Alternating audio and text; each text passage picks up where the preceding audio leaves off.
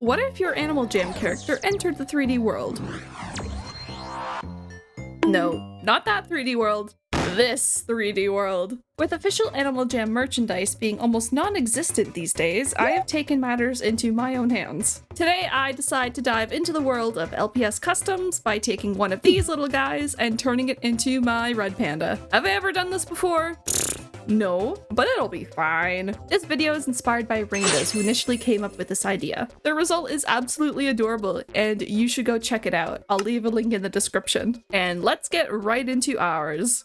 The design process is pretty easy, since I already had a layout of the character. I just needed to translate it onto an existing LPS toy. I didn't want to go on a wild goose chase looking for a specific LPS mold from years ago, so I decided to focus on what pets were already in stores with the newest generation of toys. This is where I run into my first hurdle. Doing some searching, I figured the fox mold would be a good base to start with. And lucky me, there's a fox mold in the Wave 4 blind boxes. I thought I would be fine since I had already seen these in stock at my local Walmarts. But of course, when I need them, they're nowhere to be found. Being the grown adult I am, I would circle back to the toy aisle of the local Walmart over the course of a few weeks to find nothing. So I had to quickly pivot and grab the next best thing. I'm still gonna reference this drawing, I'll just be using a different body.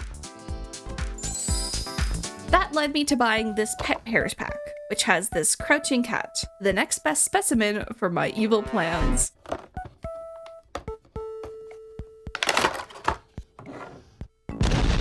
Once unpacked, I get ready to prepare the mold by removing the factory paint. Using various tools, I wipe the toy down using acetone. Oh, it feels so good to say that. Growing up, I loved watching all sorts of customizing videos, so this project appeals to my inner child a whole lot.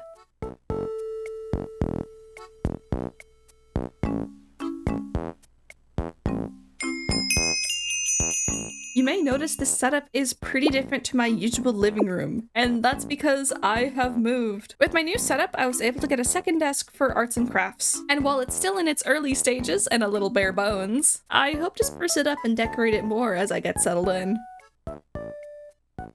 And here's where I run into my next hurdle. The eyes were printed onto the toy itself, so the acetone wouldn't rub it off. Reddit suggested to put a acetone-soaked paper towel over the face and let that rest for a few minutes, which kind of looked like I was waterboarding it. But the plastic started to bubble, and I didn't want to permanently ruin this toy so soon. And the only other solution I could find was sanding the paint off.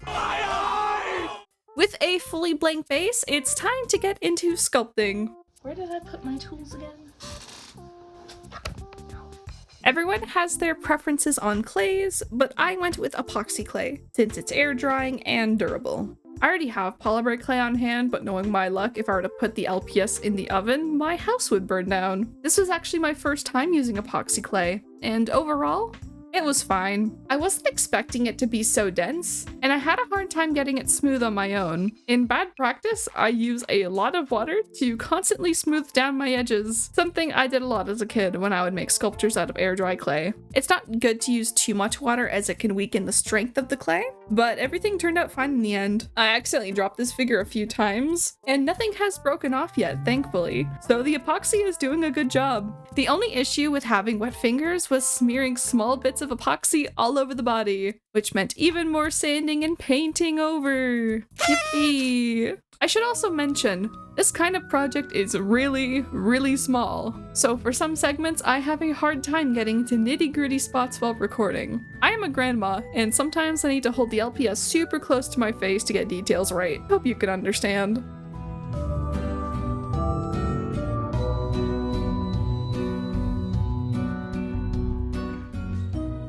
My relationship with Littlest Pet Shop isn't as hardcore as some other people. I loved LPS growing up, but I didn't own mountains of toys or watch YouTube series of it growing up. I mainly watched the TV show and played Littlest Pet Shop Friends on my DS. I had a fond attachment to these two dogs and this flamingo in particular, and I watched the TV show in a strange way. So for some reason, mobile games had this TV feature, like Angry Birds for example, and besides their own animated shorts, you could just watch certain episodes of cartoons on it too. I mainly remember watching Pound Puppies and LPS. And now my relationship with Littlest Pet Shop is me getting into customs and watching people make their own. And now I'm here. So I woke up at 7 in the morning to start sanding this thing after it fully dried.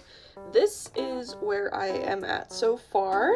But after spending God knows how long sanding this, I think I'm at a good place so far. So I'm going to continue with sculpting this and see how far I get today. One of my biggest struggles with like video making is I always get scared that I'm too boring, because I just think whatever I'm talking about is just really boring and no one would really care about the topic. That sounds really depressing. Like, I'm sorry if that's like too much. It's something that's affected especially my video editing for a long time. There's nothing wrong with shorter videos. It's just that I always plan for my videos to be longer than they end up being. But I just wish I, was a little happier with what I made. Remind me to never do live commentary again.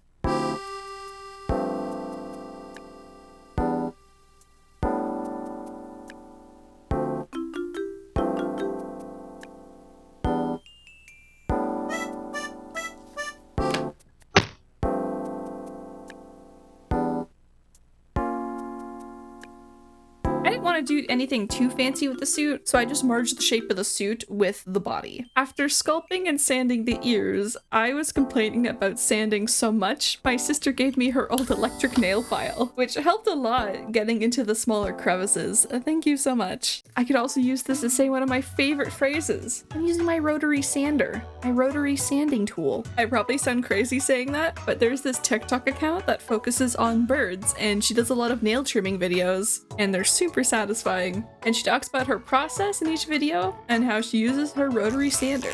And that phrase is just ingrained in my brain.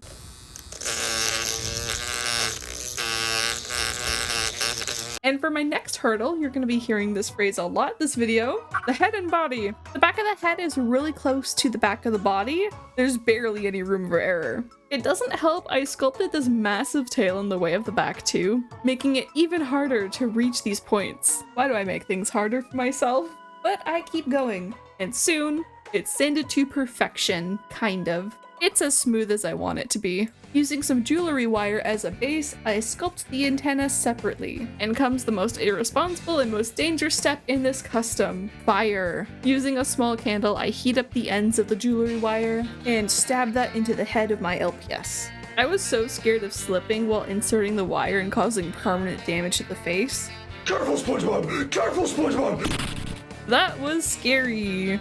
But now it's time to start painting. Since there's a lot of clay artifacts, I choose to paint the entire body white. And I start painting in my base layers. I'm using acrylic paint for this, and please don't come for me, but I didn't really water down my paint. Now hold on. A great tip for getting even spots of color with few brush strokes is to water down your paint and slowly build up your layers. I started doing this, but when the layers dried, they would crack. After doing a few layers, this kept happening and I didn't like it. So I started doing layers with paint straight from the tube. I'm sorry, it had to be done. Once all the white is finished and dried, I start on my first layer of markings for my character. The red panda has two patterns: the main red panda markings and the pink blobs. Starting my first layer, you can see I have a very shaky hand and I go super slow to try and not mess things up. One small mistake and this will all end in tragedy. Painting in these small details was a roller coaster. On one hand, painting small, intricate details can be very relaxing, but sometimes they're super stressful.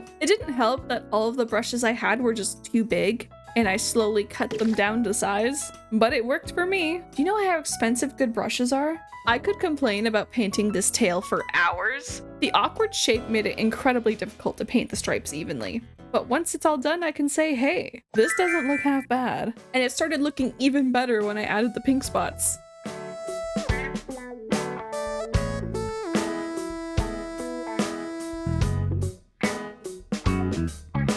Lal, lal, lal.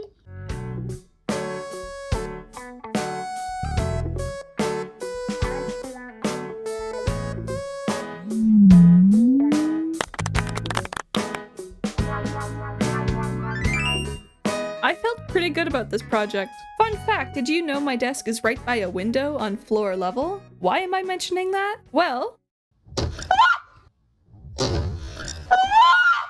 my sister decided to play a little prank on me. That was very fun. After getting my soul scared out of me, I block in the tail when the paint has dried. And now I'm at the scariest step of this custom, the face up. I put her in my jewelry case because I need something to prop her up, and this is the perfect size. I'm gonna give her an elastic headband, keep her head in place. Let's give her some jewelry so she belongs and feels special. The face could make or break this custom, and to tell you I was nervous, look at how shaky these hands are. So I go super slow and try to keep my hands as steady as possible, and slowly work up my layers.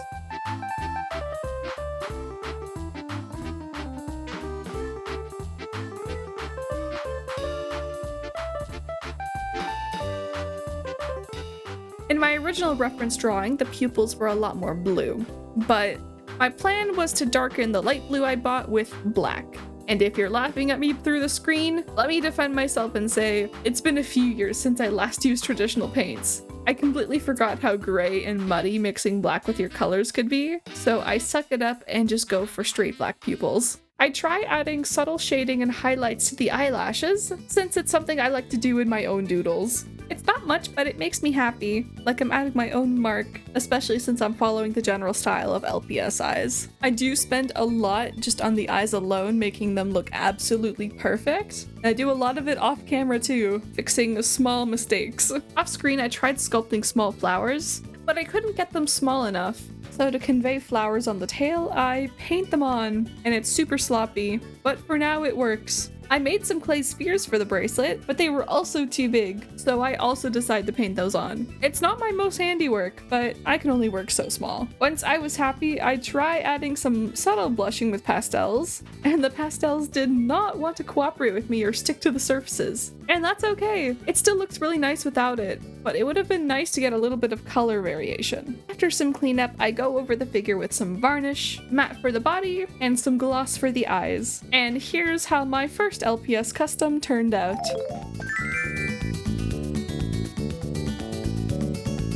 She's certainly not perfect, but she turned out to be a lot nicer than what I expected. And she's so cute! I think her flaws give her some character, and I certainly learned a lot by working on her. Overall, I think this custom was a success, and I can now have someone to sit by my desk while I play Animal Jam.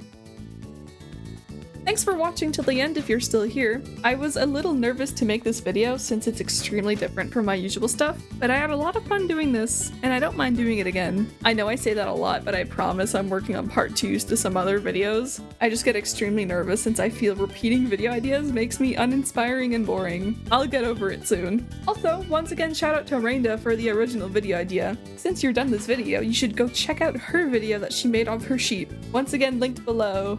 And I hope to see you soon. Bye bye!